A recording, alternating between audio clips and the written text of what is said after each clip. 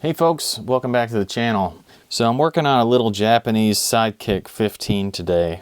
These are a Fender amp from the 1980s, and I don't really know the exact history on them. I assume they're kind of in that Rivera era. This is something that is kind of retaining some value, maybe even picking up some value in the marketplace, and I've just wanted to try one out for some time. They're solid state, but they have some features of some of the older amps, just kind of a really early solid state design, and I just thought it was kind of neat. This one was in an okay shape, but it arrived to me with a significant problem, and I just thought I'd talk about that for a second.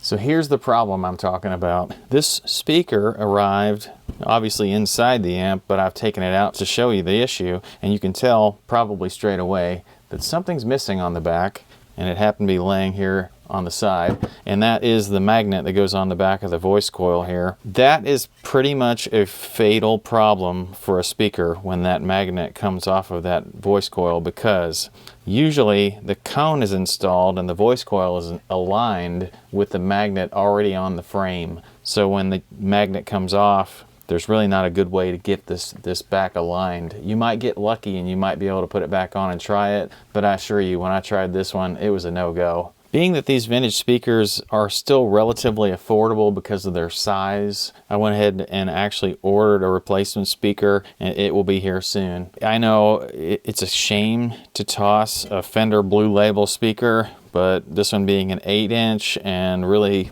not that high wattage, I don't think anybody's gonna miss it very much if I end up having to toss it, but I might throw it back on eBay and see if anybody wants to recone it as a project and might pick it up from me for a few bucks. Now, when I contacted the seller of this amp, they were very understanding about the issue around this speaker. And it's something that, you know, I might just mention as a feature of eBay. You can work with sellers whenever there's a shipping problem or something like that. They can actually give you a partial refund or decide what they want to do in terms of return.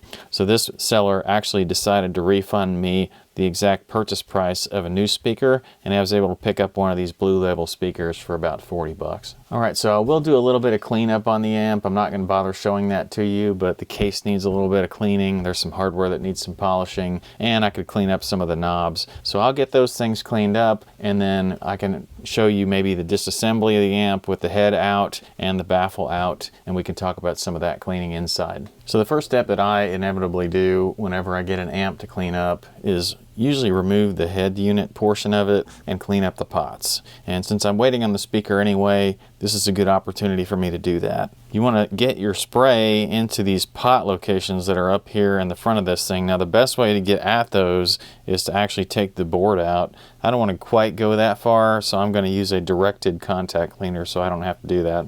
So this contact cleaner has a straw, and I can get it right in the places where I want to get it. So I'm going to aim for the access hole on the backs of the pots.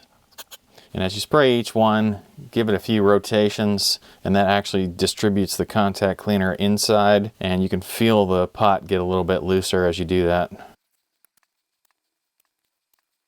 It's a good idea at this point to check for loose nuts on the pots or anything that's making these pot shafts wobbly. Luckily I don't have any of those. You can also check for any loose ground wires like this one here. Obviously, you know, make sure you have your amp unplugged before you start digging around in here. I know this amp works, but if it didn't, one of the first things I would check would be that fuse right there. And I'm going to go ahead and spray out the inputs as well. Now, I didn't really talk about removal of this head unit, but I just want to mention it. There are 4 screws at the top of this thing that go through the top of the chassis, so you have to remove those 4 screws. There's also a cord clip on the side on the power cord that you have to remove. It's just one small screw for that. And then you also have to disconnect the speaker. The terminals are black and white. The black one usually goes to the negative, and the white one usually goes to the positive. And the speakers in these are marked, but if they're not marked, I usually just make a little black mark next to the one that the black connector is supposed to go to on the speaker itself. Now when it comes time to replace the speaker, you have to remove this baffle. And this baffle is screwed in from the back with 4 individual screws roughly in the corners. So once you remove those, the baffle comes out. Now whenever I'm replacing a speaker, I try to make a note of which direction the terminals were facing. And usually on most speaker mounts, there's only 4 screws that hold the speaker to the baffle itself. And that was the case on this one. And I've already mounted the new replacement speaker. Clearly it's not new from the looks of it, but it's a vintage correct speaker for this amp. And the screws just go right back in the old holes, and you orient the terminals back in the same location that the original one was oriented, and that ensures your speaker wire is going to fit. And then when you go to reinstall it, it reinstalls just like it came out. Once the baffle is reinstalled, the head installation is just the same as the reverse of its removal.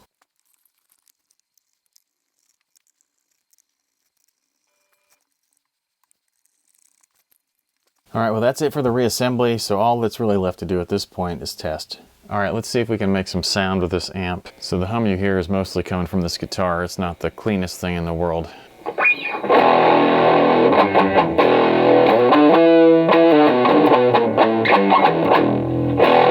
Alright, let's see what kind of clean tone we can get out of this thing. I'm going to take the gain all the way down, and let's set the volume at about 5, and we'll take the master down a little bit, maybe around 3.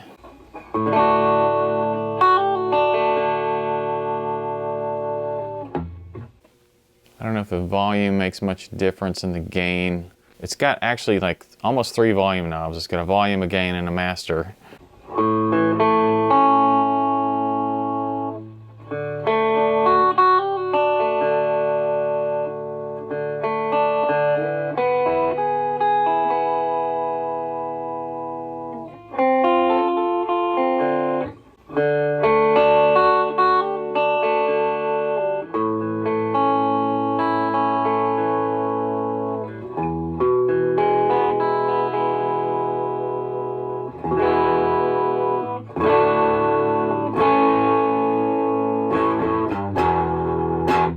That's kind of a cool point right there, because like you can actually make it sort of break up on your loudest volume.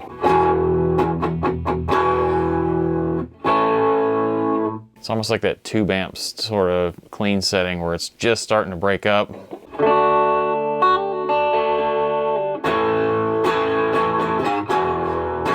Yeah, that's actually really cool. Let's see, I think maybe I could clean that up by taking the volume down and turning up the master.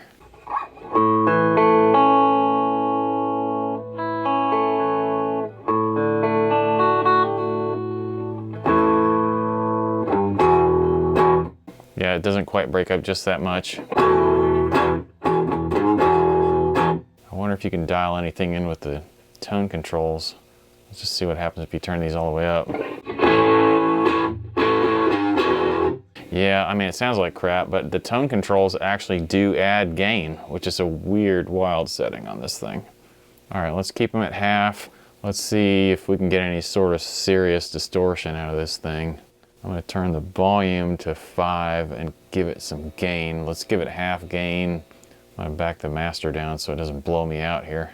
Start at 2.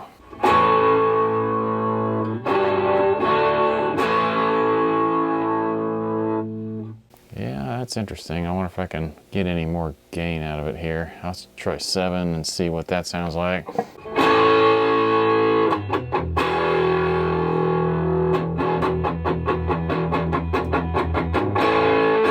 Yeah, that's cool. I like that setting.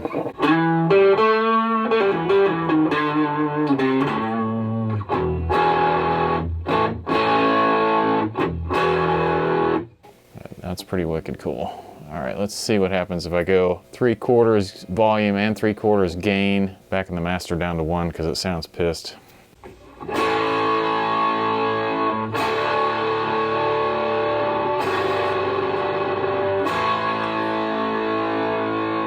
That's actually a really cool tone. Let's give it all she's got.